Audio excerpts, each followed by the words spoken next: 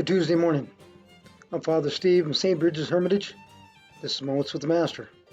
Today is the 21st day of February 2022. Tomorrow starts Lent. I hope everybody's ready.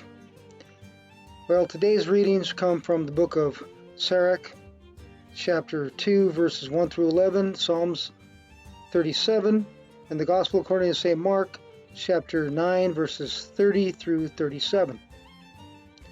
Well, folks, like I said, tomorrow's Lent. 40 days. 40 days of discipline. I know, God, don't we all hate that word, discipline? Well, folks, think of it as a challenge to be more Christ-like. The last 2 weeks I've talked about, let's just call it Christians behaving badly. Now is the chance to spend 40 days improving yourself. Okay, folks, let's not all think of Lent as something like, oh, we got to give this up, we got to give that up. It doesn't have to be like that. Think of Lent as doing something to grow closer to God. Doing something to become a better version of yourself. Like I said, discipline is often a bad word. We don't like to hear it. Think of it as a challenge. It's a good time. It's a good time to work on our personal growth. I always talk about taking time to reflect on where we are, where we want to be, who we want to be. Lent is the church's time to officially do that. Write it down. Use a journal. Write where you're deficient, write where your problems are, and work on those problems. So today I'm going to talk about not so much giving up things, but maybe more positive things, doing things. Things like I'm going to go to church more. I'm going to pray more. I'm going to be better to my family, my friends, my coworkers.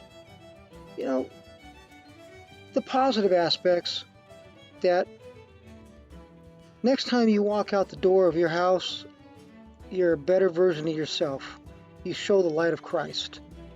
And really, folks, isn't that what it's all about? Showing the light of Christ to a dark world. Well, let's try giving to others. Yeah, as always, I have a list. So number 1, giving to others. Giving to others. Okay, I figured another way to do this. Something that might be a little easier for some folks. So we all enjoy going out for snacks. We enjoy restaurants. We enjoy indulging in certain things. So instead of thinking about giving the things up, why don't we'll give up going to a restaurant. We'll give up some snacks.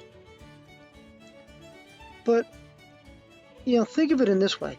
It's going to be a little easier on our wallet, a little easier on the gas going to places.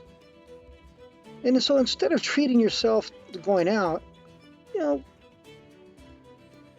make a meal at home. Make special meals at home. For your friends, your families, your loved ones. Even if you live alone like myself, treat yourself to a meal at home. You'll save money, you'll save gas money. You do that for 40 days. Things are going to happen. If you have company and you have family, you spend the time, in fellowship and friendship and love, building each other up. And at the very end of Lent, that money that you saved going out on all those unnecessary meals, give it to the poor. Give it to the church. Give it to people who need it. Okay. Next is volunteering.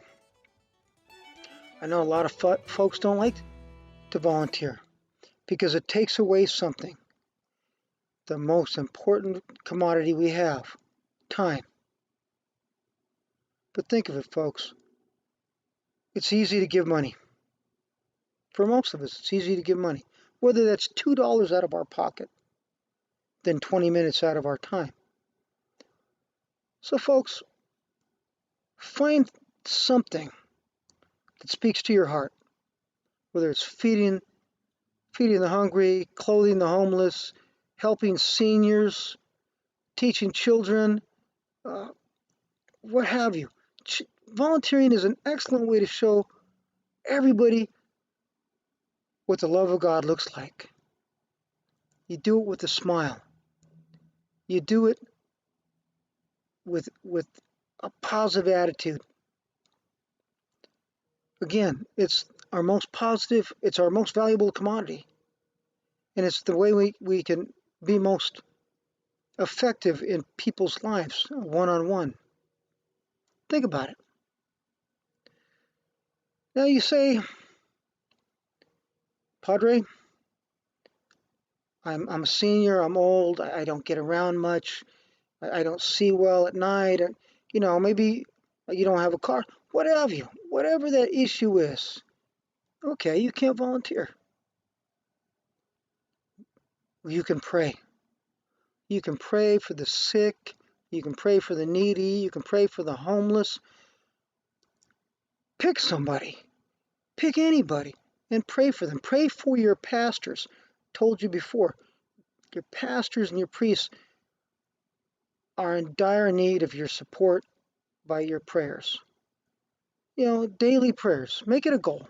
Make a list. It's easy to do. Just, again, it takes time. Take that time and put it to really good use. Okay, something for our Catholic and our Orthodox friends, some of our Anglican friends. I know a lot of our Protestant brothers and sisters don't understand it, but I wish they did. Reconciliation or confession. Folks, if your church practices it, it's a wonderful way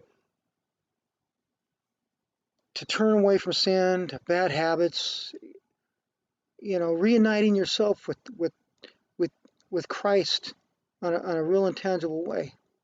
There's some beautiful benefits in that. I'm not going to get off into the whole theological and scriptural reasons why we should, but I'm just going to say it's a positive, folks. It's not a negative. It's between you and God, and the priest he's just there as a tool of the Lord. So if you don't already do it, take some time. I think you're going to really get something out of it. I know I do. I know it's a wonderful tool in our Christian arsenal. Next, something like I said when I started this message last couple of weeks, I kind of bashed you over the head about Christians behaving badly. The judgment, the criticism, the self-righteousness, the gossip that, yeah, you find in Christian homes and Christian lives and the Christian church, and it's tearing us apart. It's weakening us. It's drastically reducing our numbers, and it's having a negative impact on how people see us. We can't have a credible story. We can't have a credible witness if we're out there talking about people. So unless you are positively speaking about somebody or an incident or a situation, keep your mouth shut, folks. And if there is a problem, I told you last week how to take care of that. You go to that person personally. You don't ask somebody else to talk to them. That just shows you have no fortitude. All right, enough of that. Be kind to people. That's where I'm going with this. I want people to see every one of you as a positive and a shining light of Christ's love for you. Okay, folks, everybody likes to be complimented. Everybody likes a kind word. And it's always wonderful when you get it from a stranger. It can make the difference to so many people, whether they're having a bad day or they're going to have a terrific day. I watched a video. It's this poor lady cut this motorcyclist off, and she stopped and she was so apologetic. She was so sorry, and the biker, he's like, I appreciate you're sorry. I appreciate you stopping to to be nice, and it made the difference to both of them. It was wonderful to watch. Uh, so today, tomorrow, this week, this month, this Lent, this year, be kind. Show the love of Christ. Show the love of Christ to a stranger. Just a few kind words. Hold the doors open for somebody. Say thank you to a server. Compliment somebody on something, the way they dressed, the way they spoke. Compliment people, folks. It takes nothing away from you. And it makes you look like you should look. An example people want to be like. And as always, folks, just take a second. Take a second to wish a homeless person the best. When you give them that dollar, that quarter, whatever you're going to give them, wish them the best. Say something nice. That might be the only word they hear positive for months. Be Christ-like. There are tens of thousands of ways to get out there and be kind to people. We interact with people every day on the road. Folks, people cut you off, cut them some slack. Smile and wave. And I don't mean that negative wave either. You know what I'm talking about. Take advantage. Take advantage of everything every day. Folks, I want you to be the best version of yourself. Why not take a second, a minute, situation at a time to show the world that you are a follower of Christ by what you say and by your actions. I want you to learn to love like Christ by giving yourselves in what you say and what you do, how you treat people. By living a Christ-centered life, people are going to want to be like you. They're going to want to hear what you have to say. Folks, Lent's a journey. It's a 40-day journey to be closer to God, to be more like Christ. Folks, it's more important what you say and what you do. I'll always stretch that, folks. Like St. Francis said, spread the gospel everywhere you go. Necessary, use words.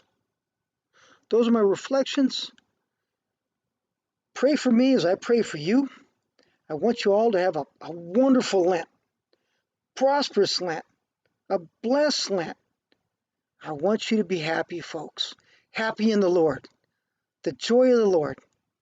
Folks, those are my reflections. May the Lord bless and keep you. May the Lord hold you in the palm of his hand.